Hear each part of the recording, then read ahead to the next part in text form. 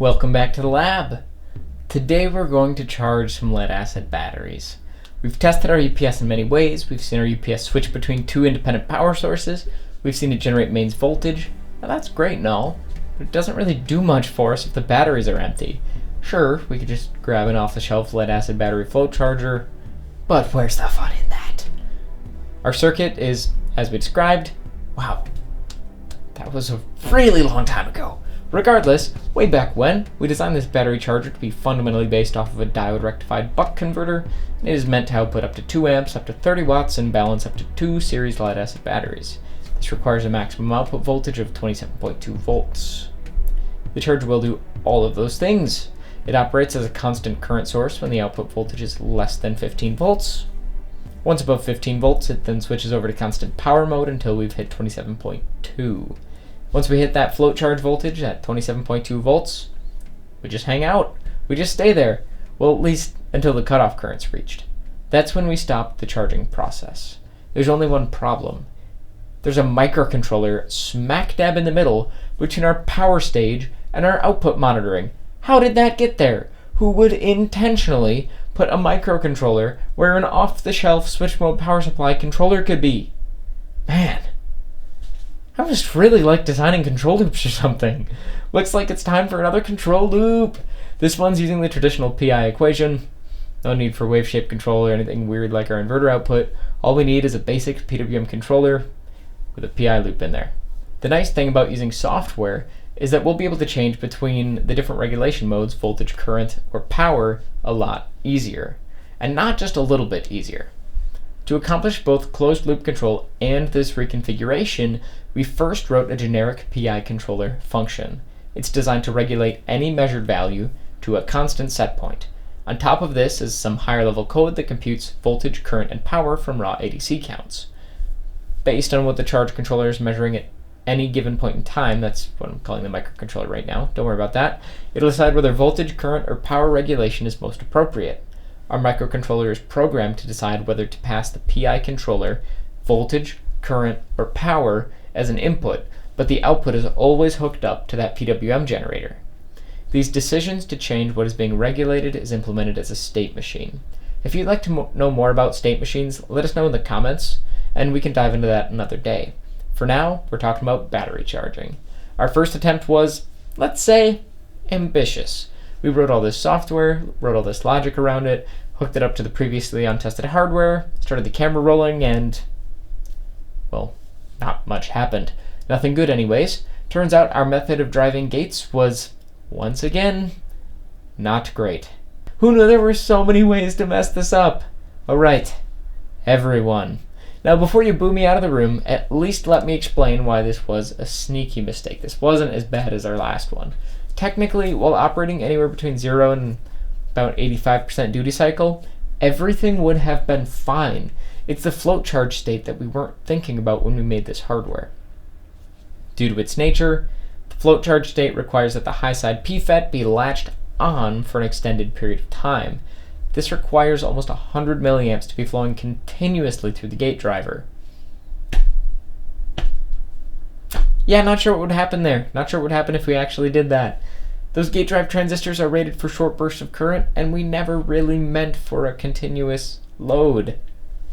There's a surge of an amp or two in the normal case, and then the gate capacitance is charged, and then nothing. The gate driver expects that it has some time to cool down between pulses, and I'm sure it was designed with that in mind. I don't want to risk melting more parts off the board or damaging things, so what we did is we substituted one of the 200 ohm resistors for 10K, shorted out the other 200 ohm, swapped a Zener in there. This rework was actually a lot of fun. Who says there's no art in electronics? Nobody. That's who. This art is not only beautiful, it is functional. The glorious circuit mod that you can see now not only fixed our power dissipation problem, but enables our battery charger to function without any more trouble. This circuit is working great now. Okay? There's actually one more problem, but it isn't really a circuit mistake thing. This power supply is able to regulate voltage, current, and power. It's capable of doing all three, and given the will to choose what it wants to do at any one point in time. Now, as a human, this makes it really hard to know what exactly should be happening at any given time. I can't keep up with this thing. Our hands and our DMM is way slower than the microcontroller's decision-making process. Making things even more confusing, we're trying to use resistors as a battery simulator. That is not a great model. This makes it pretty easy to confuse our algorithm, causing it to switch between two modes repeatedly when it never really should do that. Now let's make things slow down for a moment. Let's rein this in and force our power supply into each regulation mode separately and exercise each one. Actually, that's exactly what we did. So check this out. Just being a little transparent here, as we were doing our tests, I didn't do a great job of vocalizing what I was doing. I was kind of in the zone making measurements to test the voltage, current, and power regulation modes of our control loop running on the PSOC 5 microcontroller. I wasn't thinking very well about how to share that information with you. The multimeter on the right will be showing voltage, on the left is current, and we should be regulating to a 15-volt set point. And what we're doing here is, one, verifying that we see 15 volts, and we're loading the output with those resistors you see on the left.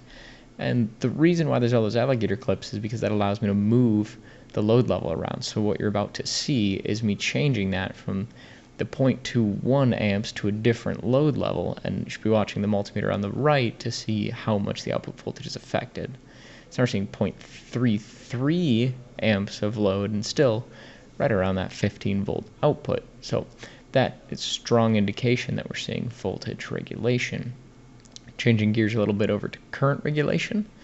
Now we should be seeing an approximately constant current, and that current was set to half an amp.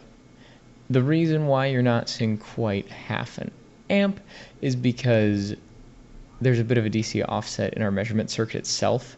That's what we're verifying with the red multimeter in the upper right. We're measuring the voltage on the feedback pin of the microcontroller to verify that it's regulating to 0.5 volts on that feedback pin, and then there's a current monitoring circuit that's translating current into voltage. So what we did in the long run, or when we were all done, what we did at the end was just compensating for that fixed DC offset. It was right around 0.17 volts.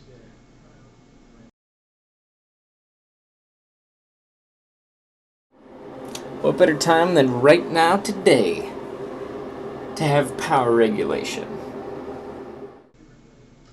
Okay, so now that we're getting back into this test, what we did is we verified current regulation, we verified voltage regulation, and so power regulation should just happen. There's no more information that we need to know to do power regulation. We just need to multiply the two together and go to a set point. That set point right now is set to 5 watts. So what we should see is the two multimeters on the left should multiplied by each other should be equal to a 5 watt power regulation set point. Right now that's what we see. As I change the load level, you notice that the voltage will drop or increase, and then the current will always do the opposite because we're trying to maintain that constant power. It's working great. The one thing that isn't working great is that as I continue to increase load level, notice that sometimes those regulators, the LED kind of dims. It's not happy. It's browning out, and the control loop isn't recognizing that and restarting the output, which is strange because we had some software written to do that, and all I can think is that we were doing the soft start, like the hiccup, but we were doing it so fast that it didn't give the power supply a chance to recover. So we slow that down a bit in software and run this test again with a big load step and just see that it hiccups and then recovers. Okay. I hear you. I just want to see a proper hiccup mode PWM controller. Hiccup recovery mode PWM controller. I'm like, I know. Me too. Alright, here's where we're about to see if it was worth it. And here comes the load step. You can see 100% duty cycle, and that glitch you just saw, that was the hiccup. That is exactly what we needed to see. You can see that we do get back out to that 5 watt output. It's just we have to be careful about how we get there. Now we're switching the probe over to voltage to take a look at what the transient looks like, see how far that drops out. We couldn't catch it at first, so we set it to a falling edge trigger mode and tried again. 15 milliseconds per division. Oh, look at that go.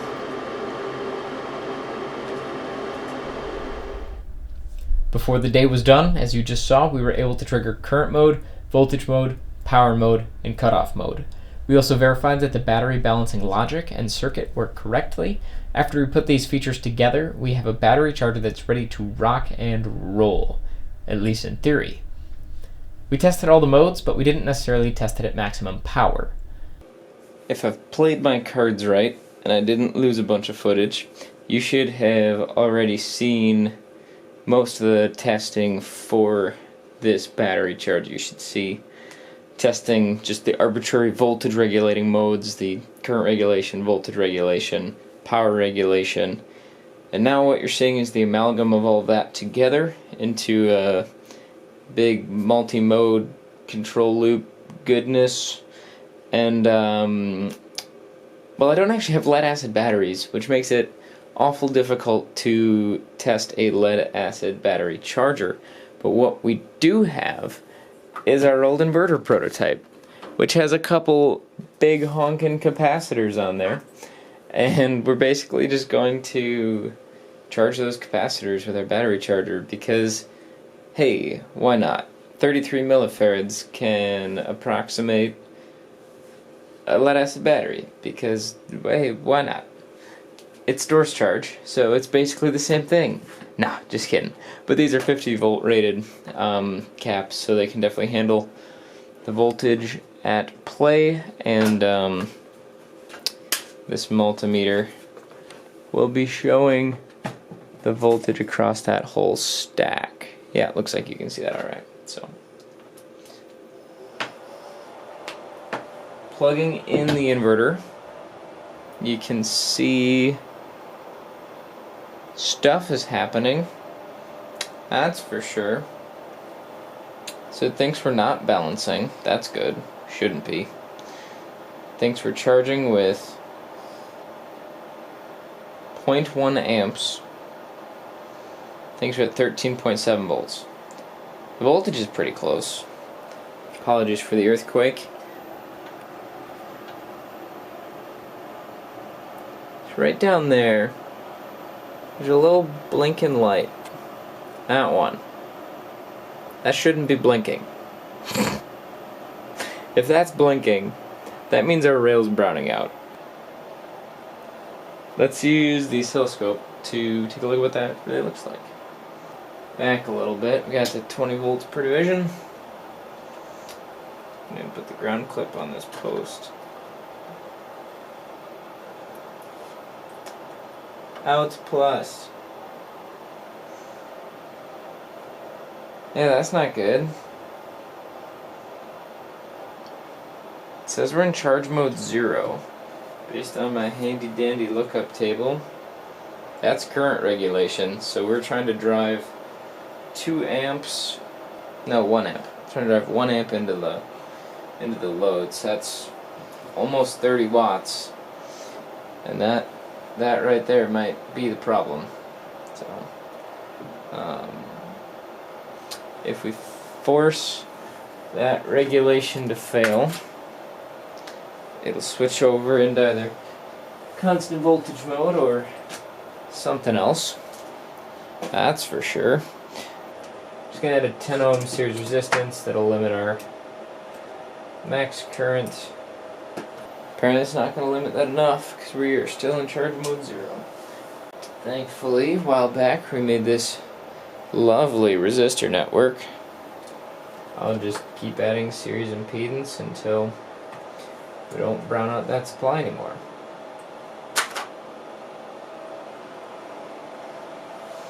There we go. So now we're in charge mode 1. Which, if I look up what that is, charge mode 1, voltage regulation. So we're in the float charge mode. Sure does seem to be float charging. For some reason, it's measuring a 27 volt bus a little weak.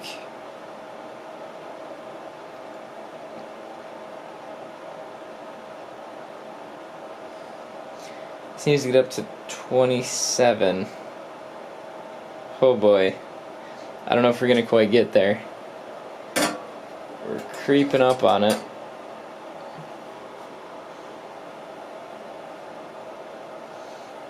What does the inverter think? UPS thinks we are at 25. So yeah, we're never gonna get out of this charge mode, which is fine. This is one of the reasons why I architected this the way I did. There's a hardware limit.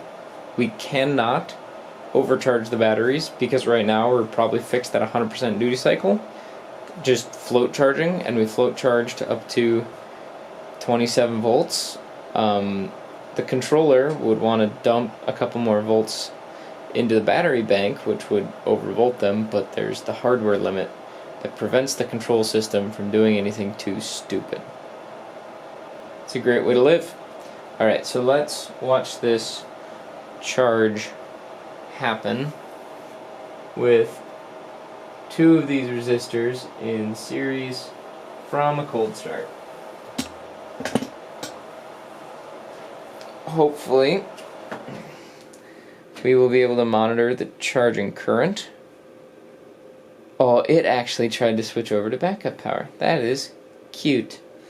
Unfortunately, it was capacitors and not a battery bank. So it got discharged pretty quick. That's okay.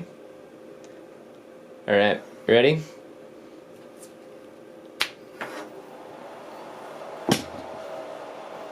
We're already up to 20 volts.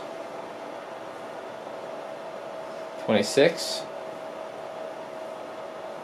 Wow, we got through most of the charging before the thing was even booted. Guess that's what happens when you use a capacitor. Alright, so we'll force it to go through that charging routine again.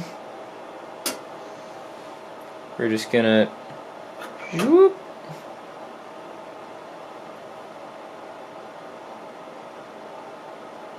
Just gonna discharge through that same series resistor. Look at us go.